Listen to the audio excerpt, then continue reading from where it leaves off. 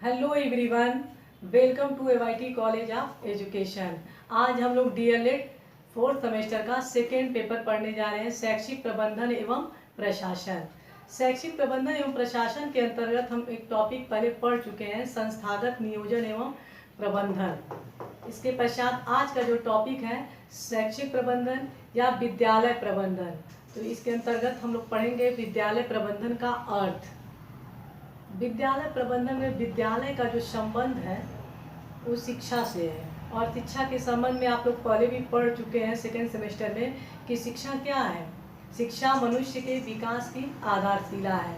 शिक्षा एक विकास की प्रक्रिया है। शिक्षा एक गतिशील प्रक्रिया है। शिक्षा एक जीवन पर्यंत चलने वाली प्रक्रिया है। शिक्षा एक सामाजिक प्रक्रिया है। इन सभी जितनी भी ये सारी शिक्षा की प्रक्रिया है, इन सभी इस प्रक्रिया की सफलता किस पर निर्भर करती है? उत्तम प्रबंधन पर निर्भर करती है। विद्यालय क्या है? विद्यालय एक शैक्षिक संस्था है। प्रबंध क्या है? विद्यालय एक शैक्षिक संस्था है। प्रबंध वह साधन है जिसके द्वारा इस संगठन या संस्था का सुचारू रूप से संचालन किया जाता है। अब संस्था का सुचारू रूप से संचालन किया जाता है या नहीं किया गया, इसका आकलन हम कैसे करते हैं? इसका आकलन हम छात्रों के विकास तथा उपलब्धियां या उसके व्यवहार परिवर्तन से करते हैं।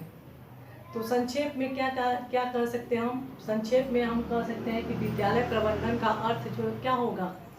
अर्थ होगा सीखने सिखाने की प्रक्रिया को सुचारू रूप से सफल बनाना होता है। विद्यालय प्रबंधन का अर्थ हो जाएगा सीखने सिखाने की प्रक्रिया को सुचारू रूप से सफल बनाना होता है। इसकी परिभाषा है, विद्यालय प्रबंधन की परिभाषा ओलिवर सेल्डेन के अनुसार विद्यालय प्रबंधन क्या है? तो इनके अकॉर्डिंग जो है विद्यालय प्रबंधन की परिभाषा है, प्रबंधन विद्यालय की वह जीवनदायिनी शक्ति है जो शासन को ये संगठन को शक्ति देता है, संचालित करता है एवं नियंत्रित करता है। फिर से एक बार, विद्यालय प्रबंधन की परिभाषा जो है ओलिवर सेल्डेन के अनुसार प्रबंधन विद्यालय की वह जीवनदायिनी शक्ति है जो संगठन को शक्ति देता है, संचालित करता है और उसे नियंत्रित करता है। यानी ये तीनों कार्य जो है प्रबंधन विद्यालय के ऊपर करता है, जिससे विद्यालय की गतिविधियां क्या होती हैं? सफल होती हैं। तो इस प्रकार प्रबंधन व्यक्तियों से कार्य कराने की क्या है? कला तथा विज्ञान है। प्रबंधन क्या है? व्यक्तियों से या व्यक्तियों के समूह से कार्य कराने की कला एवं विज्ञान है। इसमें व्यक्तियों तथा कार्यकर्ताओं के समूह में संगठित रूप से निर्धारित समय में कार्य कराया जाता है तथा सामूहिक क्रियाओं को बढ़ावा दिया जाता है। यानी इसमें कई चीज़ें निहित हैं विद्यालय प्रबंधन में। विद्यालय प्रबंधन है या कोई संस्था भी हो जाए तो एक समूह की बात करता है कि समूह में ये कार्य कराता है, और दूसरा जो निश्चित समय फिक्स किया गया है, तैयार किया गया है, उस समय में ये कार्य को निश्चित करवा लेता है। तो विद्यालय प्रबंधन की जो अभी बात की जाए कि विद्यालय प्रबंधन किन बातों पर निर्भर करती है, इसकी जैसे कुछ इन सभी तथ्यों को पढ़ने के बाद जो है कुछ निष्कर्ष या इसकी हम विशेषताएं के रूप में देख सकते हैं कि विद्यालय प्रबंधन का अर्थ परिभाषा पढ़े हैं तो उनसे कुछ जो है उभर के तथ्य सामने आए, वही इसकी विशेषताएं हो जाएंगी। तो पहला हो जाएगा आपका विद्यालय प्रबंधन कैसा होना चाहिए? लचीला होना चाहिए। प्रबंधन में लचीलापन होना चाहिए। फिर विद्यालय प्रबंधन कैसा होना चाहिए? इसमें व्यवहारिकता होनी चाहिए, जो कि व्यवहार में हो, जो संभव हो सके, मतलब आदर्श की स्थिति ना हो बल्कि वास्तविक स्थिति हो, यानी ये क्या हो? तीसरा, ये जो है विद्यालय राष्ट्र की सामाजिक, राजनैतिक तथा दार्शनिक नीतियों मूल्यों के अनुरूप हो। ये आप ऐसे याद करिएगा, राष्ट्र की क्या हो? सामाजिक, राजनीतिक तथा दार्शनिक नीतियों एवं मूल्यों के अनुरूप हो। चौथा, शिक्षा में जो अपेक्षित उद्देश्य की प्राप्ति हेतु ये क्या हो? इसमें समन्वित प्रयास हो। ठीक है। 4, समन्वित प्रयास, जो शिक्षा के जो भी उद्देश्य हों, जो उस विद्यालय के संबंध में जो उद्देश्य बनाए गए हों, तो शिक्षा, चौथा पॉइंट ये हो जाएगा कि शिक्षा के जो अपेक्षित उद्देश्य की प्राप्ति हेतु समन्वित प्रयास हो, यानी समन्वित प्रयास पर ये बल देता है। ठीक, समन्वित प्रयास। अगला जो आपका विशेषताएं हैं कि विद्यालय प्रबंधन में क्या हो, सक्षमता हो, उसमें एक क्षमता होनी चाहिए, सक्षमता होनी चाहिए। तो पांचवा जो हो जाएगा विद्यालय प्रबंधन में सक्षमता हो। तो ये आपकी 5 जो है विद्यालय प्रबंधन की विशेषताएं हो गई। पहला, इसमें विद्यालय प्रबंधन में लचीलापन होना चाहिए। दूसरा, विद्यालय प्रबंधन क्या हो, में व्यवहारिकता होनी चाहिए। तीसरा जो है कुछ ये राष्ट्र की सामाजिक, राजनीतिक तथा दार्शनिक नीतियों एवं मूल्यों के अनुरूप हो। और पांचवा जो है, चौथा जो है शिक्षा के अपेक्षित उद्देश्यों की प्राप्ति हेतु समन्वित प्रयास हो। और पांचवा जो है विद्यालय प्रबंधन में क्या हो, सक्षमता हो। तो 5 इसकी मुख्य विशेषताएं थी। अब हम लोग पढ़ेंगे विद्यालय, जो अगला टॉपिक है विद्यालय विद्यालय या स्कूल प्रबंधन का स्वरूप या प्रकृति या नेचर क्या होनी चाहिए। विद्यालय प्रबंधन की जो प्रकृति है, स्वरूप है, नेचर है, वो क्या होनी चाहिए। तो चलिए हम इसको देख लेते हैं। स्वरूप से यहाँ पे जो है नेचर कह सकते हैं, इसकी प्रकृति भी कह सकते हैं, सभी चीज़ों से हम इसको ले सकते हैं। ठीक है, तो पहला जो है इसका क्या होना चाहिए, स्वरूप की बात की जाए तो सबसे पहले तो आपका यही आ जाएगा कि विद्यालय का जो ये स्वरूप या नेचर है, इसकी प्रकृति है विद्यालय प्रबंधन की, तो पहला यही हो जाएगा कि विद्यालय का प्रबंधन क्या है, कला एवं विज्ञान दोनों है। कला एवं विज्ञान, अगर देखिए कला की बात की जाए तो ये कार्य कराने की एक विधि है, जबकि विज्ञान की बात की जाए तो कोई भी कार्य कैसे किया जाता है। तो ये दोनों ही विद्यालय प्रबंधन में क्या होते हैं, ये सम्मिलित होते हैं। इसलिए विद्यालय प्रबंधन का जो स्वरूप है, प्रकृति है, तो ये क्या हो जाएगा, कला और विज्ञान दोनों होता है। तो आप लोग हमेशा याद कर लीजिएगा, ये ऑप्शन में भी आ जाता है, ऐसे भी सुपर टेट में भी ये प्रश्न आ सकता है कि विद्यालय प्रबंधन का जो स्वरूप है, प्रकृति है, केवल कला है या केवल विज्ञान है, या कला और विज्ञान दोनों है, या कला और विज्ञान दोनों नहीं है। तो क्या हो जाएगा, विद्यालय प्रबंधन का स्वरूप या प्रकृति जो है उसकी कला भी है और विज्ञान भी है। ठीक है, इसको याद कर लीजिएगा। चलिए अगला है आपका कि विद्यालय प्रबंधन की जो स्वरूप है, दूसरा हो जाएगा ये स्रोतों का समन्वय। स्रोतों का समन्वय से क्या होगा, क्या अर्थ होगा, स्रोतों का समन्वय। स्रोतों का समन्वय से अर्थ होता है आपका, जिसे स्रोत जो है 2 प्रकार के होते हैं विद्यालय में, एक भौतिक स्रोत होता है, दूसरा मानवीय स्रोत होता है। तो भौतिक स्रोत जैसे कमरे हो गए, रूम, ये विद्यालय के जितने भी भौतिक संसाधन है वो हो जाएंगे। और मानवीय संसाधन में अध्यापक, प्रधानाचार्य, अन्य अधीनस्थ कर्मचारी, वो सभी आ जाएंगे। तो वो उन सभी का जो है विद्यालय प्रबंधन द्वारा क्या किया जाता है, समन्वय किया जाता है, किस तरह से इसको जो है सुचारू रूप से संचालित किया जाता है। तो इसकी प्रकृति में स्रोतों का समन्वय दूसरा हो जाएगा। तीसरा आपका हो जाएगा संगठित कार्य। संगठित कार्य का अर्थ ये हो जाएगा कि विद्यालय के अंतर्गत जो है उच्च कर्मचारी, निम्न कर्मचारी, हर तरह के कर्मचारी होते हैं, और जो व्यक्ति और कार्यकर्ता समूह जो है वो किस रूप में, संगठित रूप में कार्य करते हैं। इस तरह से अगला क्या हो जाएगा, तीसरा जो है संगठित कार्य। संगठित कार्य 3 पॉइंट इसका हो गया। अगला जो हो जाएगा आपका कि मानव विकास की प्रक्रिया है। जो विद्यालय प्रबंधन है आपका, विद्यालय प्रबंधन के स्वरूप में अगला जो पॉइंट हो जाएगा मानव विकास की प्रक्रिया है, क्योंकि इसके द्वारा मानव का क्या होता है, विकास होता है। तो ये बस इतना ही पढ़ लीजिए। अगला देखिए, ये जो है इसकी स्वरूप में अगला जो पॉइंट हो जाएगा नियोजन, अभिप्रेरण और नियंत्रण। ये तीनों एक ही में पॉइंट हो जाएगा। क्या चौथा जो हो जाएगा नियोजन, अभिप्रेरण और नियंत्रण।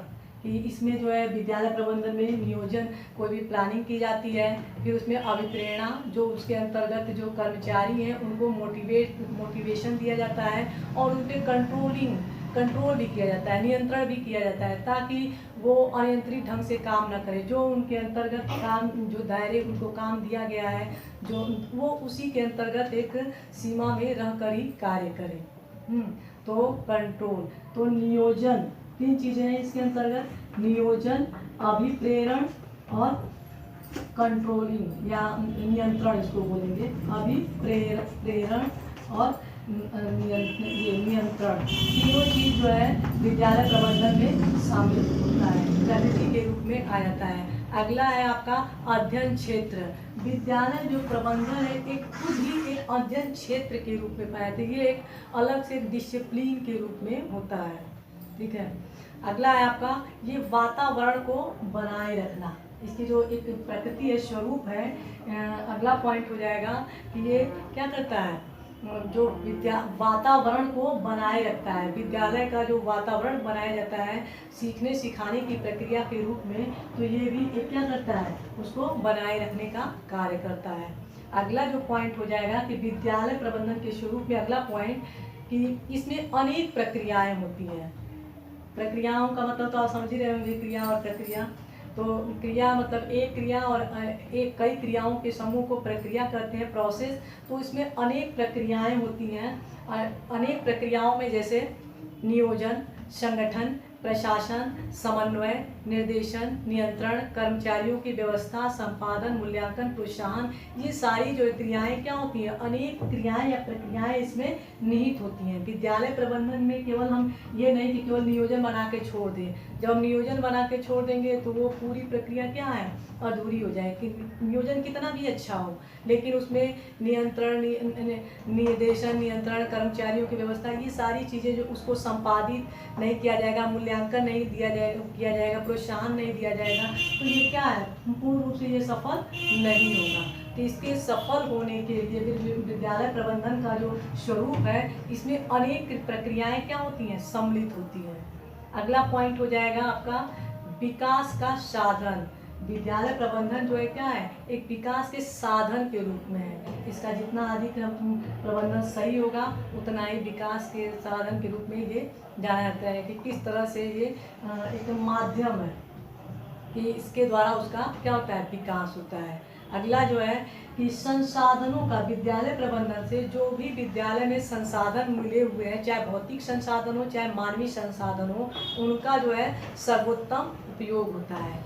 प्रबंधन के द्वारा हम टाइम टेबल सेट करते हैं, विद्यालय में समय सारणी बनाया जाता है और उन समय सारणी के द्वारा जितने भी अध्यापक गण हैं, चाहे जो भी कर्मचारी हैं, वो सही समय पे सही कार्य अपने को संपादित करते हैं, तो सुचारू रूप से व्यवस्था चलती है।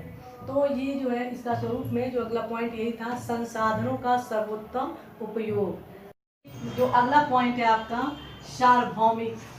ये जो प्रक्रिया है विद्यालय प्रबंधन की जो प्रकृति है वो सार्वभौमिक है। प्रकृति हम पढ़ रहे थे तो उसमें जो अगला पॉइंट है सार्वभौमिक, इसमें जो है विद्यालय प्रबंधन की जो प्रकृति है वो सार्वभौमिक है।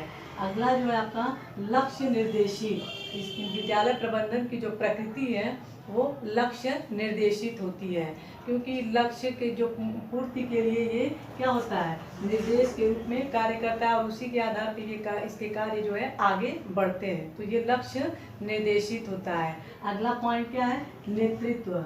विद्यालय प्रबंधन का जो स्वरूप है, प्रकृति है, वो क्या है, उसमें नेतृत्व का गुण पाया जाता है, जिसके द्वारा उसके आधार पे वो प्रक्रिया आगे चलती है। अगला पॉइंट है आपका उद्देश्यपूर्ण होता है। एक यहाँ पे लक्ष्य निर्देशित आया है और एक दूसरा शब्द है उद्देश्यपूर्ण। लक्ष्य और उद्देश्य की बात की जाए तो लक्ष्य अंश होता है और उद्देश्य क्या होता है, पूर्ण होता है। जैसे विद्यालय में हम बीएड कर रहे हैं, बीटीसी कर रहे हैं, जो भी इसमें जो है, तो बीएड या बीटीसी करना ये हमारा क्या है, उद्देश्य होता है। और लक्ष्य हमें फर्स्ट सेमेस्टर पास करना है, सेकेंड सेमेस्टर पास करना है, प्रैक्टिकल में, थियरी में अधिक से अधिक अंक जो है गेन करना है, तो ये सब क्या हो जाएगा, लक्ष्य निर्देशित। जबकि हम पूरा जो है बीएड या डीएलएड या बीटीसी, ये जो भी कोर्सेज हैं, हम इसको जो है पूर्ण रूप से प्राप्त कर लेते हैं, ये रिजल्ट प्राप्त कर लेते हैं, तो क्या हो जाता है, उद्देश्य पूर्ण। यानी जो विद्यालय प्रबंधन का स्वरूप है वो क्या है, उद्देश्य पूर्ण है। लक्ष्य निर्देशित तो है ही, उद्देश्य पूर्ण है।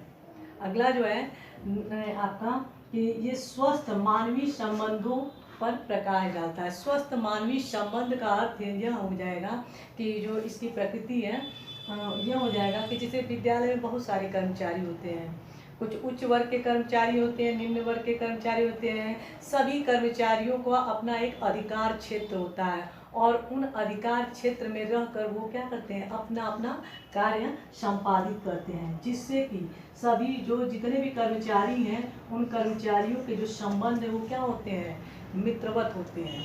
लेकिन इनको क्या करना है, तो इस तरह से उनके जो संबंध होते हैं वो संबंध क्या होते हैं, मित्रवत होते हैं। इसलिए यह क्या है, स्वस्थ मानवीय संबंध को बढ़ावा देता है, या इसका ये नेचर है, प्रकृति है। तो अगला ये जो है आपके ये सभी क्या पॉइंट हो गए, ये सभी सारे पॉइंट जो है शैक्षिक प्रबंधन या विद्यालय प्रबंधन की प्रकृति के अंतर्गत आ जाएंगे। अब हम लोग अगला इसका जो पॉइंट है या अगला जो ये टॉपिक है, हम ये पढ़ने जा रहे हैं विद्यालय प्रबंधन का उद्देश्य। कोई भी कार्य हो या सभी क्या होते हैं, उद्देश्य केंद्रित होते हैं। तो विद्यालय प्रबंधन का भी क्या है, अपना एक उद्देश्य है। प्रत्येक संस्था का कुछ न कुछ क्या होता है, आदर्श होता है, कुछ लक्ष्य होता है। उन लक्ष्यों को प्राप्ति के लिए क्या किया जाता है, कुछ उद्देश्य बनाए जाते हैं। तो विद्यालय प्रबंधन का जो उद्देश्य है वो भी कुछ निम्नलिखित उद्देश्य हैं, जिसको हम पहला उद्देश्य क्या हो जाएगा, जो विद्यालय प्रबंधन का पहला उद्देश्य यही हो जाएगा कि जो शिक्षण संस्थान है, चाहे विद्यालय है, चाहे कोई भी संस्था हो, उन संस्थाओं के क्या होते हैं, कुछ जो है लक्ष्य निहित होते हैं। ठीक, तो उन लक्ष्य जो लक्ष्य बनाए गए रहते हैं उनकी ये क्या करता है, निष्ठापूर्वक पूर्ति करता है। तो पहला यही हो जाएगा कि विद्यालय प्रबंधन का जो उद्देश्य है, पहला उद्देश्य यही हो जाएगा कि शिक्षाविदों द्वारा बनाए गए लक्ष्यों की निष्ठापूर्ण पूर्ति। निष्ठापूर्ण पूर्ति, शिक्षाविदों द्वारा बनाए गए लक्ष्यों की निष्ठापूर्ण पूर्ति। दूसरा आपका हो जाएगा मिलजुल कर रहने की कला सिखाना। तो विद्यालय प्रबंधन का जो दूसरा उद्देश्य क्या हो जाएगा, मिलजुल कर रहने की कला सिखाना। प्रबंधन के अंतर्गत सभी के कार्य जो हैं बांटे गए रहते हैं, जिससे कि सभी लोग क्या रहते हैं, मिलजुल कर कार्य करते हैं। तो दूसरा इसका उद्देश्य यही हो जाएगा, विद्यालय प्रबंधन का जो दूसरा उद्देश्य है मिलजुल कर रहने की कला सिखाना। तीसरा अध्ययन, क्योंकि विद्यालय है तो यहाँ अध्ययन अध्यापन का ही कार्य हो गया, तो तीसरा पॉइंट इसी से संबंधित है। तीसरा जो इसका उद्देश्य है, अध्ययन अध्यापन के लिए उचित वातावरण का निर्माण करना। अध्ययन अध्यापन के लिए उचित वातावरण का निर्माण क्या है, ये तीसरा इसका उद्देश्य हो जाएगा। चौथा उद्देश्य, चौथा पॉइंट जो हो जाएगा, विद्यालय संबंधी गतिविधियों तथा कार्यों का संचालन तथा संयोजन करना।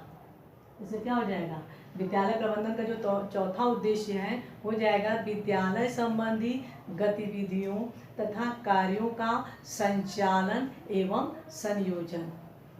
ठीक, पांचवा पॉइंट इसका उद्देश्य में, विद्यालय प्रबंधन के जो उद्देश्य है, पांचवा पॉइंट हो जाएगा शिक्षकों तथा अन्य कर्मचारियों में आत्मविश्वास की भावना जागृत करना। जितने भी विद्यालय प्रबंधन के उद्देश्य में कि जितने भी विद्यालय में कर्मचारी होंगे, चाहे शिक्षक हो, प्राचार्य हो, चाहे अधीनस्थ छोटे कर्मचारी हों, सभी लोगों के अलग अलग कार्य बांटे गए हैं। तो वो सभी मिलकर क्या करते हैं, जो अब जब अपना अपना कार्य, चाहे छोटा कार्य हो या बड़ा कार्य हो, जब कर्मचारी अपना अपना कार्य जो है स्वाभाविक रूप से करते हैं, उसमें एक आत्मविश्वास की भावना जागृत होती है। अगला आपका हो जाएगा तो अगला पॉइंट हो जाएगा, छठा पॉइंट, विद्यालय में सहयोग की भावना लाना तथा जटिल कार्यों की सुलभता। अगला जो इसका उद्देश्य है कि सहयोग की भावना से जटिल कार्य क्या हो जाते हैं, सुलभ हो जाते हैं। अगला पॉइंट आपका हो जाएगा, विद्यालय को सामुदायिक केंद्र के रूप में बनाना, कि क्योंकि सभी वहाँ पे प्रत्येक जो कर्मचारी है या बालक हैं या ये सभी जो जितने भी मानवीय संसाधन हैं वो एक न होकर बल्कि एक अन्य समूह के रूप में कार्य करते हैं। शिक्षक विद्यार्थी चाहे अन्य कर्मचारी, तो विद्यालय को एक सामुदायिक केंद्र के रूप में बनाना विद्यालय प्रबंधन का एक ये भी उद्देश्य है।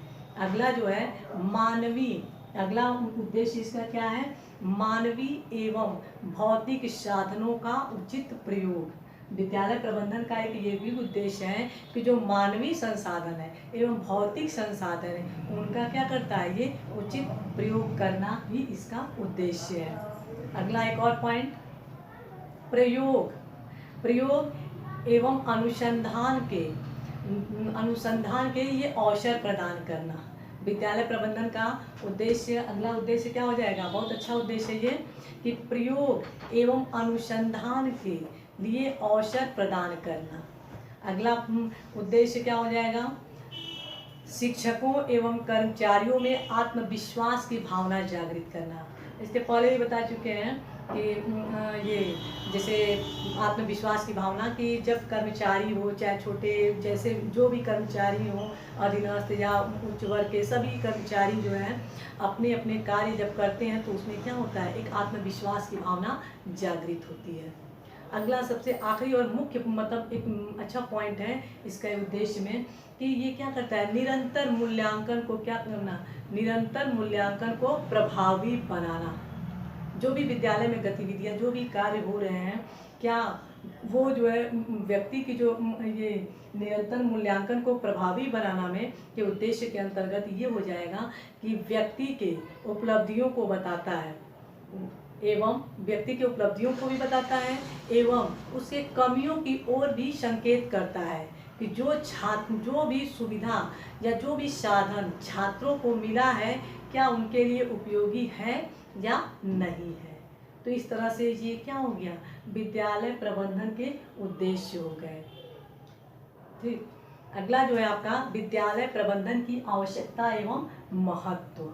विद्यालय प्रबंधन की क्या आवश्यकता और क्या महत्व है, तो जैसा कि आप लोगों ने अर्थ परिभाषा और इसका प्रकृति और प्रबंधन के उद्देश्य पढ़े होंगे, कुछ तो आइडिया लगा होगा कि भाई इसकी क्या आवश्यकता एवं महत्व है।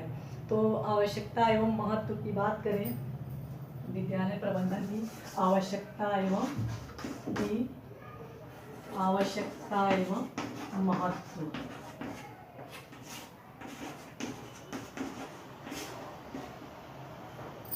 विद्यालय प्रबंधन की आवश्यकता एवं महत्व, तो विद्यालय की हम बात करें तो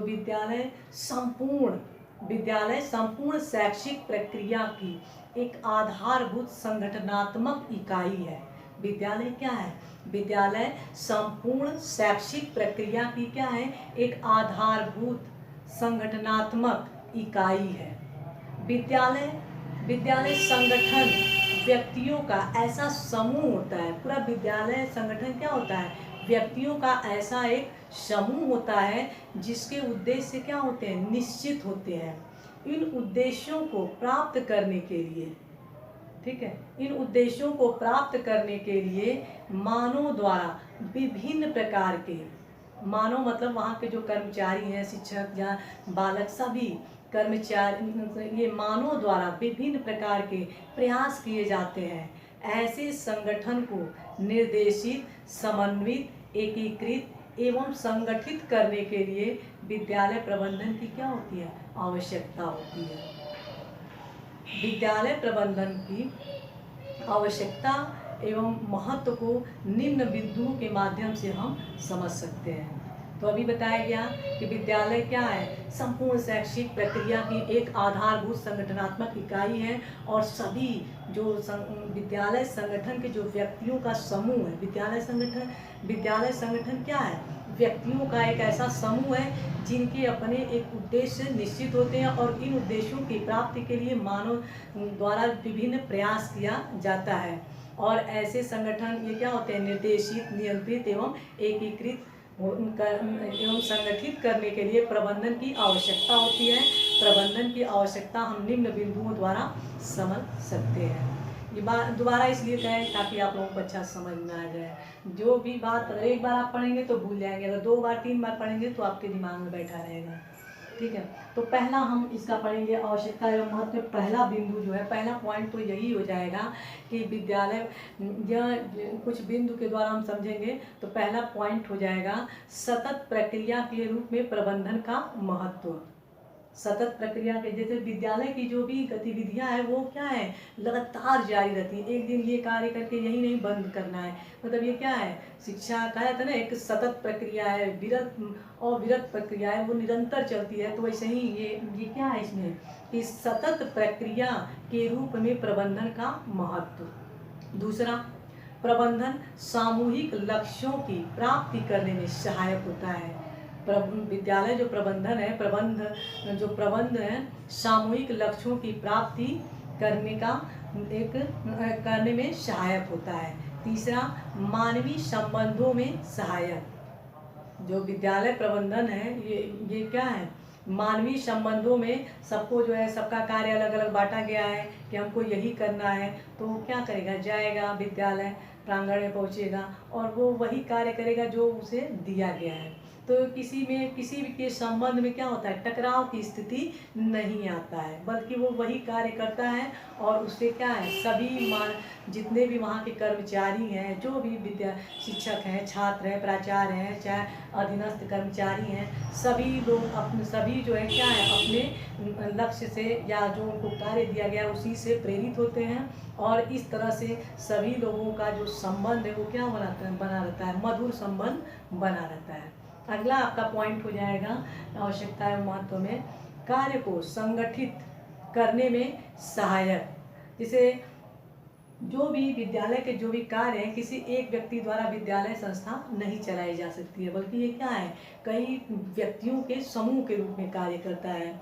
तो ये एक जो संगठित करने के लिए क्या है, प्रबंधन जो है, विद्यालय प्रबंधन की आवश्यकता होती है। अगर इसको प्रबंध के द्वारा प्रबंध नहीं किया गया तो ये क्या हो गया, कोई कुछ करेगा, कोई कुछ करेगा, सबका अपना एक मनमानी ढंग से कार्य करने लगेगा। तो ये क्या हो गया, विद्यालय प्रबंधन जो विद्यालय का जो उद्देश्य है शिक्षा का, वो कहाँ पूरा हो पाएगा, नहीं पूरा हो पाएगा। तो इसलिए ये कार्य को क्या करता है, कार्य को संगठित करने में सहायक होता है, जिससे वैमनस्य की भावना नहीं आती है। जो कर्मचारी होते हैं उनका आपस में एक दूसरे से वैमनस्य की भावना नहीं उत्पन्न होता है, बल्कि ये क्या है, मधुरता में बनाए रखता है, एक संगठित समन्वित प्रयास के रूप में बना रहता है।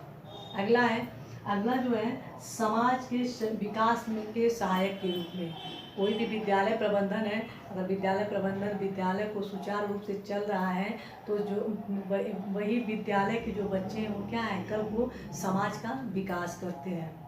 तो इस तरह से वो क्या होते हैं, समाज के विकास में सहायक के रूप में। वहाँ से जब बच्चे निकलते हैं तो रोजगार के अवसर पैदा होते हैं। तो रोजगार के क्या होते हैं, इसमें अवसर भी पैदा होते हैं, अन्य तरह के कर्मचारी होते हैं उनको रोजगार प्राप्त होते हैं। तो इस तरह से इसमें समाज के विकास में सहायक। और सबसे अच्छी बात तो ये है कि विद्यालय प्रबंधन की जो आवश्यकता एवं महत्व में सबसे अच्छा पॉइंट तो यही आपका है कि जो भी संस्था है विद्यालय का, चाहे छोटी संस्था हो या बड़ी संस्था हो, जो भी संस्था हो, विद्यालय प्रबंधन के द्वारा उस संस्था में क्या होता है, गुणवत्ता में सहायक होता है। गुणवत्ता में क्या होती है, उसकी जो भी संसाधन मिले हुए हैं उन संसाधनों के द्वारा जो अधिक से अधिक उसका उपयोग होता है, जिससे उससे गुणवत्ता में क्या होती है, सहायता मिलती है जो भी। ठीक है, चलिए अगला पॉइंट हो जाएगा कि प्रबंधन क्षमता में वृद्धि करता है।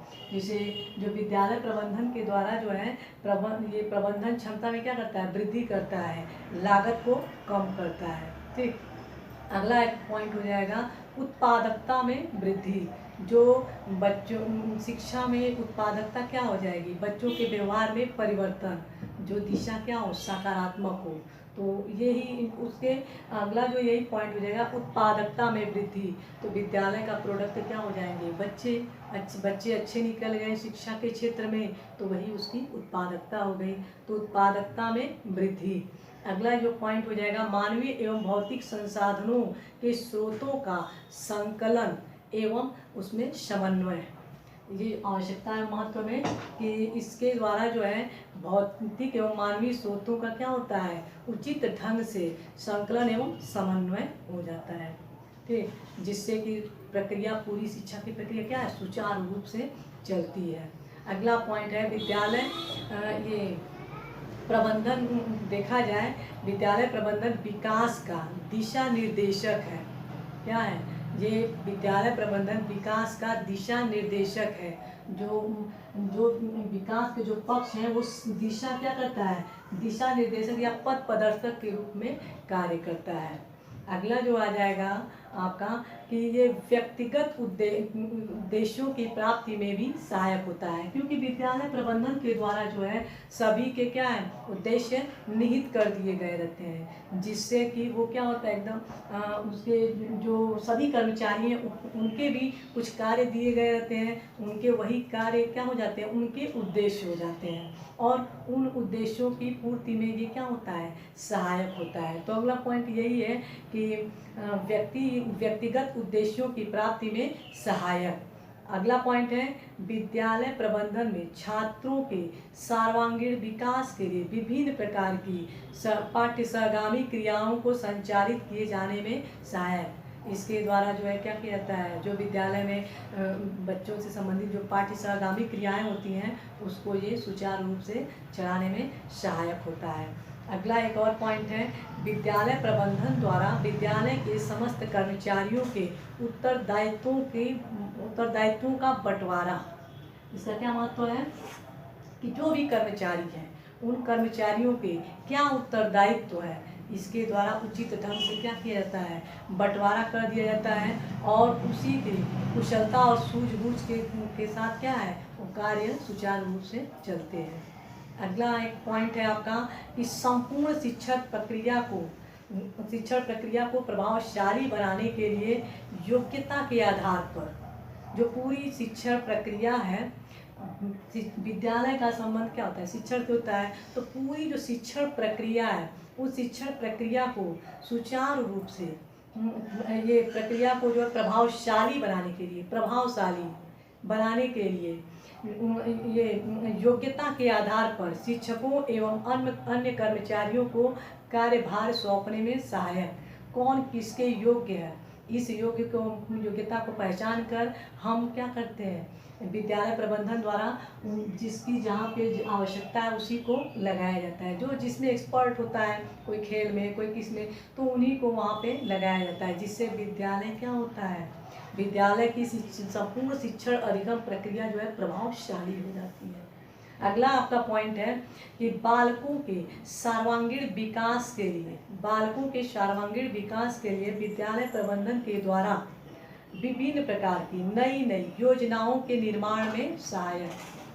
तो ये सारे पॉइंट हो गए। तो हम कह सकते हैं कि यदि किसी विद्यालय का प्रबंधन तंत्र, जिसे इसकी आवश्यकता एवं महत्व में हम इतने सारे बिंदु पढ़ लिए, तो इन सभी बिंदुओं से हम कुछ निष्कर्ष प्राप्त जो किए हैं, तो हम कह सकते हैं कि यदि किसी विद्यालय का प्रबंध तंत्र उत्तम है, तो उस विद्यालय से निकलने वाले छात्रों की उपलब्धि क्या होगी, उत्तम एवं क्या होगी, प्रभावशाली, जो अपने विद्यालय, देश व परिवार समाज का मस्तक क्या करते हैं, ऊंचा रखते हुए अपने उद्देश्य को प्राप्त कर सकेंगे।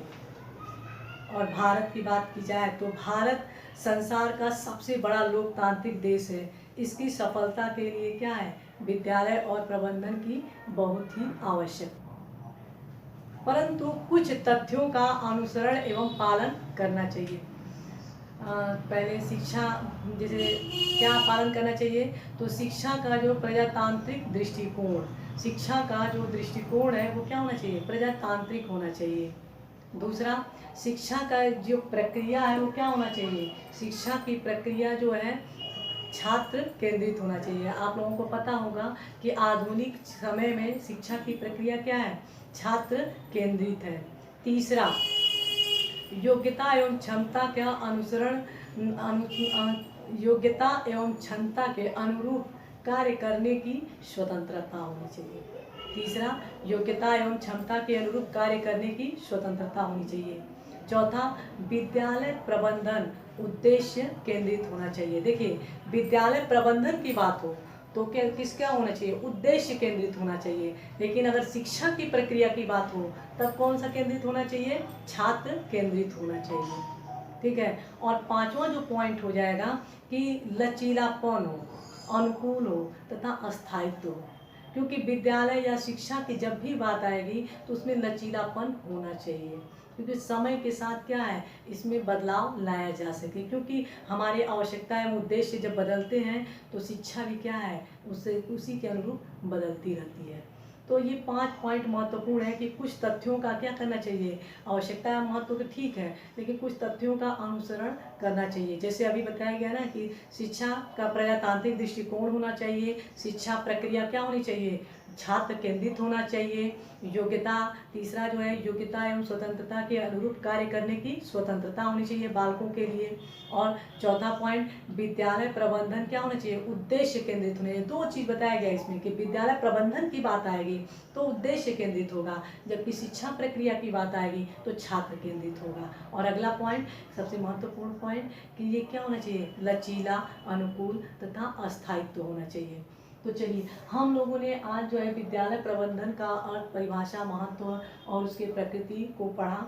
अब इसके बाद हम लोग विद्यालय प्रबंधन के जो है क्षेत्र में पढ़ेंगे, तो ये अगले वीडियो में पढ़ेंगे। और इसके पहले वाले वीडियो में हम संस्थागत नियोजन में कुछ चीज़ें छोड़ दिए हैं, वो बाद में आपको बता देंगे।